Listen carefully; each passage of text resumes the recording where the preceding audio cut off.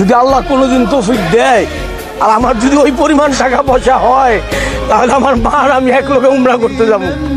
এটা আমার ওয়াদা। যদি প্রয়োজন পড়ে আমার গাড়ি বিক্রি করে ভালো, আমার ভ্যান গাড়ি বিক্রি করুন, আমার হুন্ডা বিক্রি করুন, আরো কিছু বিক্রি করুন, কিন্তু আমি জীবিত থাকাকালীন আমার মায়ের নিয়ে আমি উমরা করতে যাবো। এটা আমার জীবনের শেষ ইচ্ছা। আর আল্লাহ কোনো বান্দার ইচ্ছা নষ্ট করে না। আল্লাহ স্বয়ং বলছে, আল্লাহ কোনো বান্দার ইচ্ছা নষ্ট করে না, আর আমার ইচ্ছাও নষ্ট হইব না।